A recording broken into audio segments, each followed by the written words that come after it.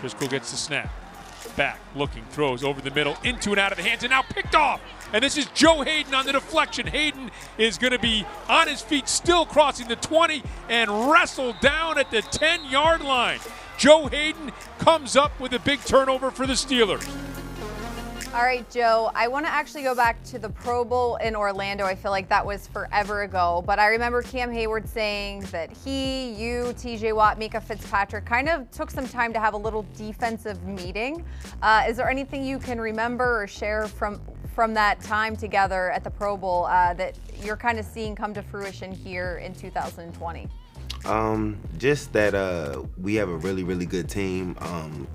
And we don't know, you never know how many years you're gonna be able to have certain players together with offense and defense, and just having a veteran team, and just knowing that this year is gonna be a really, really big year, getting 7 back, having another year of the whole defense together with Minka, D. Bush being a year older, Watt, Bud, everybody just coming into their own. It's just really, really important that we come after this year locked in, and just putting all our chips to the table, just knowing that this is a very, very good experience, and a team that we can win the Super Bowl with, so we got to take complete advantage of it. I think it's safe to say you're a veteran. I'm not calling you old, but you've been around the game of football in the NFL for quite some time. Is there something you can put your finger on to why this group is special, or has that potential to be special?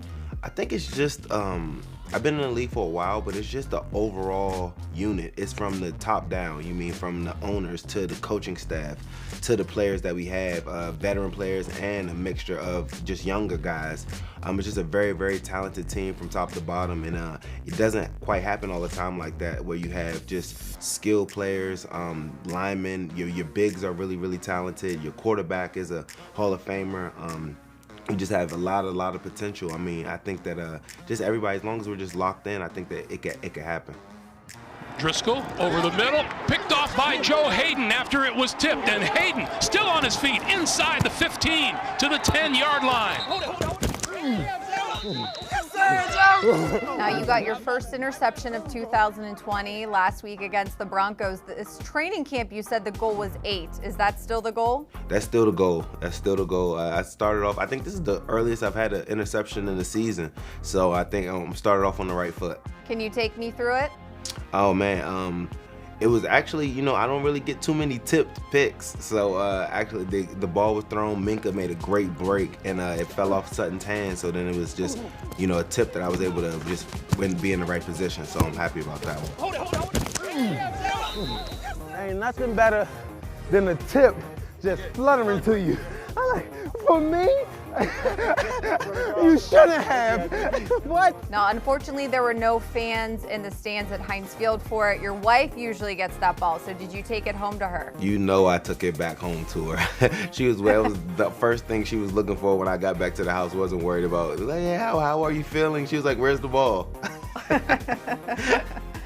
Now, Deshaun Watson, the Houston Texans are coming to Heinz Field this week. I know they're 0-2, but they have played the Chiefs and the Ravens.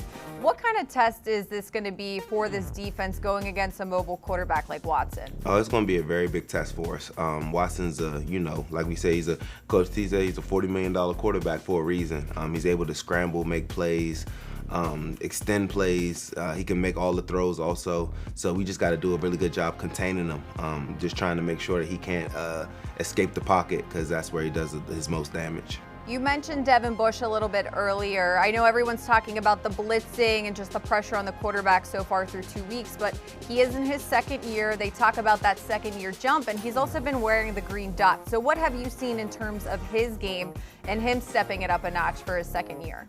I mean, being a green dot guy, I mean, that should say it all for you. He's the dude that's making all the checks, all the calls. He's getting the call from coach to give to the defense. So, he's not only having to worry about what he's doing, he has to literally tell everybody else what their job is. So just being a second-year linebacker in this defense with grown men that basically know what to do. You got Cam, you got Bud, you got guys like me and Steve that are looking at D. Bush for the call, So I think that he's made a really, really good step, and he's been doing a great job of it. Roethlisberger back, looks out to his left, lost one along the sideline, going for Chase Claypool, who catches it in stride. Claypool stays in bounds, crosses the 20, the 15, the 10. The rookie Chase Claypool in for his first NFL touchdown. Hey. Lastly, I wanted to ask you about Chase Claypool. You kind of put him on blast in a good way during training camp.